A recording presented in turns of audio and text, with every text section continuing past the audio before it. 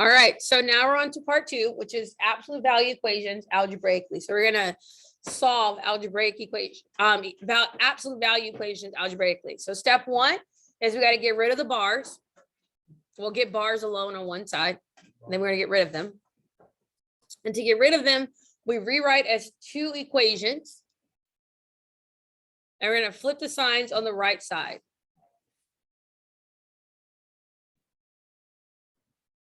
And we're going to solve both equations. And then we're going to check for extraneous solutions. So that means we're going to plug back in to make sure that it makes true statements for both. Okay. Try to write it in 4 simple steps, and hopefully those 4 simple steps help.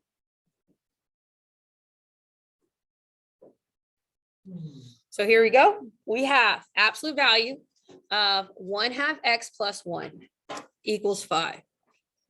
The absolute values are already isolated. So that's step 1 is to make sure it's isolated. Step 2 is to get rid of the absolute value. So to get rid of the absolute value, we're going to have 1 - 5 equals 1/2 x plus 1. Now, on the other side, we're going to have +5. And now we're going to use our inverse operations to get x by itself. What I do to one side of this double equation, I have to do to the other side. So what do I need to do to get x by itself? Subtract 1. So I'm going to subtract 1 from both sides. I'm left with -6 equals 1/2 x, which equals 4. Okay. I still need to get x by itself. What do I need to do now? Multiply by what? 2/1. Multiply by the reciprocal of this fraction, which is 2. What I do to one side, I'm going to do to all sides. So we're left with -12 equals x, which also equals 8. Okay, now we're going to check that this makes sense for both problems. So if I plug in -12, will it still come out to be 5? All right. Key thing is the absolute value. So I'm going to hit second quit. Math. You can do it on your paper, but I just want you to see it. I'm going to put in 1/2. 1/2 times -12 plus 1. Close parentheses, hit enter. Do I get +5? Yes, it worked. Math, absolute value, 1/2 times 8 plus 1. Close parentheses, hit enter. Does it work? Yes. So my 2 possible solutions are -12 and 8. That's my solution set. Was it terrible? No. Was it that much different than just solving a linear equation? No, it's just that instead of solving one side, you have to solve 2 sides. Okay. All right, let's try another one. Now, problem here. Real quick. As I'm about to set this up, I notice, oh no, there's already a negative. Do absolute values of any sort produce a negative? No. So when this happens, this red flag right here, that lets me know automatically that there's no solution. Because there's no number that I can put in that's going to make an absolute value produce a negative. Does that make sense? Yes. This is going to always come out as a positive because absolute value is describing the distance from 0, and distance is always positive. Okay. All right. Let's dive into this one. So we have absolute value of 1 - 2x minus 3 equals -1. So step 1 is to make sure that your absolute value is by itself. Is my absolute value by itself? Yes. Oh, no. What do I need to do to get it by itself? +3. +3.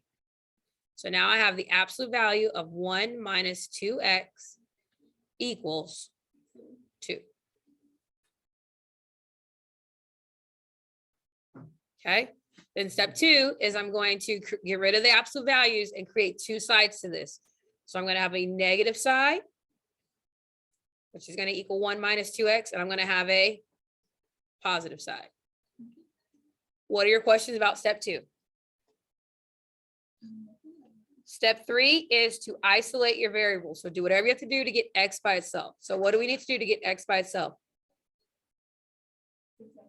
Subtract the 1. And that gives us -3 equals -2x, which equals 1. Now we're going to divide by -2.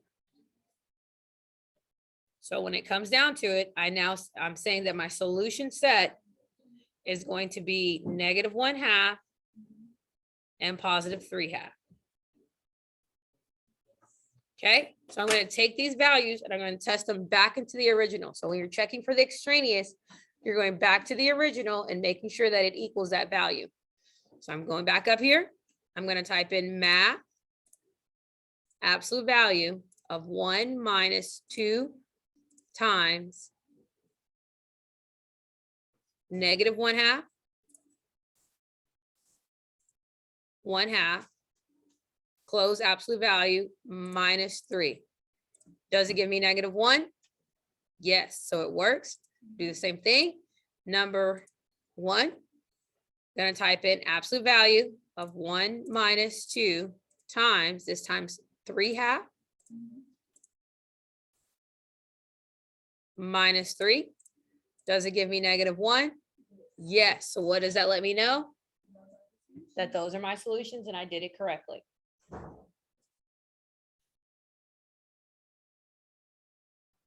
All right, questions, comments, and concerns? None? Awesome sauce. All right. Now we're gonna talk about solving it graphically. I personally prefer it algebraically, but I'm going to show you how to do it graphically, okay? So step 1, you want to isolate the absolute value. Step 2, you want to graph the left side in y1. Step 3, you want to graph the right side in y2. And you want to see where the lines intersect. And you're going to hit the enter button 3 times. And you're going to repeat it again, huh? You can't say, why do you think we do the algebraic first? I think algebraically is so much faster. So we're gonna do it. I'm gonna clear my calculator. 7 plus 712. Nope. But I'm showing you. So absolute value, I'm gonna put in 4 minus 2x. Close the absolute value. Put in the 8. So I put in the left side, the right side. I'm going to go to graph. I need to be able to see both intersections. Do I see both intersections? Yes. So I'm going to go to second, trace, intersect. I'm going to move to the left. Click enter. Click enter again. You're like, you sure? Yeah, I'm sure. And it says right here, x equals -2. It does. Like, you want me to guess? No, I'm just clicking on you because it's fun. And I'm going to repeat it again, but this time I'm going to need to move to the right. So I'm going to move my little spider to the right. Come on, spider. Clickety click. By now I could have solved this algebraically. But can't say I didn't teach you. So go over here, click, click. You're like, x equals 6. And you're like, okay, cool. Bam. Or you could just subtract 4 and divide by -2 and came to the same conclusion, to 8 and -8. Questions about graphically?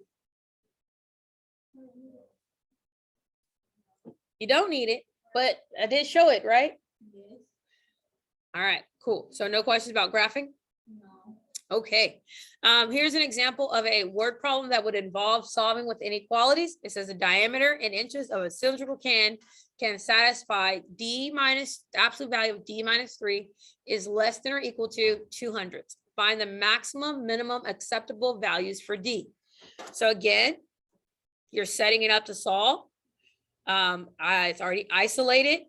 I'm going to have a negative. And I'm going to have a positive. And what's the only thing I need to do to get D by itself? Add the 3. If you have $3 and you spend 2 cents, you're left with 2.98, right? If you have $3 and someone gives you 2 cents, you have $3.02. It says, what is the maximum and minimum? My minimum is 2 9800ths, and my maximum is 3 200ths. Okay. Could you have used the calculator? Sure. If that made your heart happy. But look how much quicker that was. So much quicker. So much quicker. I still can't work it. Okay. The calculator, I don't understand why it's so difficult. I don't know either. Every time I try to do something on it, do the same way you do it, it says no solution. Yes. And then, like, I don't know what you're doing. I cannot think what to press to like clear it all out. I have no clue what you're doing. You need to have like a calculator course. Yes. All right. So here we have absolute value versus absolute value. Fun, right? So much fun. So when this happens, when you have absolute value versus absolute value, we're going to show it algebraically, and I'm going to show it to you with a calculator.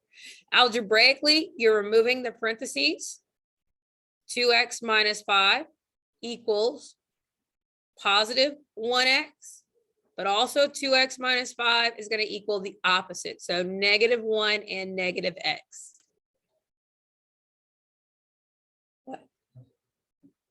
And then you solve.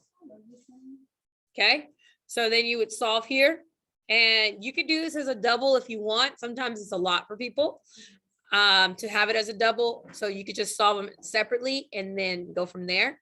So I'm adding 5, and I personally am okay with doing it at the same time.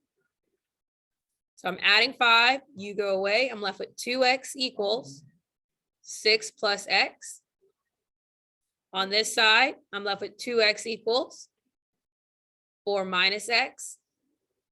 After I add 5, I then am dividing everything by 2. Wait, I skipped a step, guys. Skip a step.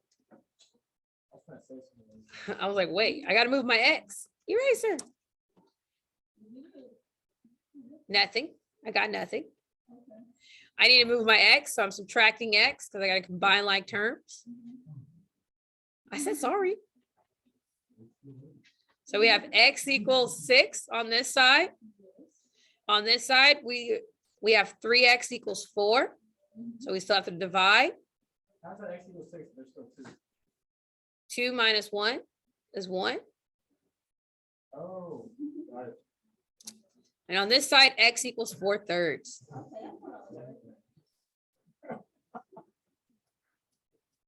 It happens to the best of us. So the thing is, this is where one of these is a liar. The question is, who is the liar? The right one. Okay, one of these guys is a liar. So to test that they're liars, you're going to plug them both in. The right one. So we're plugging them both in to figure out who is lying to me. This is where you're going to have your extraneous solution. Okay, so I'm going to plug in 6 into both and see if it comes out to be a true statement or not. So we have 2 times 6 minus 5. There is a thing on the calculator called a test, and you can go to test and use the equal sign there if you would want to.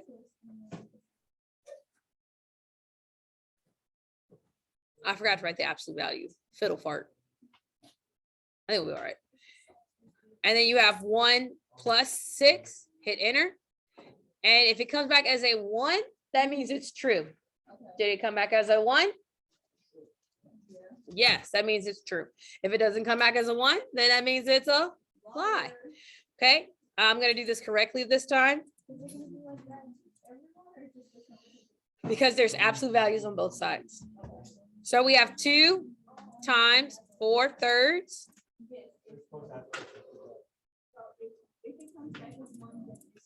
So we have second math. We're going to test it. Equals math absolute value 1 plus 3/4. Hit enter. And look, this one came back as a 0. So what does the 0 tell us? It's a lie. It's false. So this is my real solution. And this is my extraneous.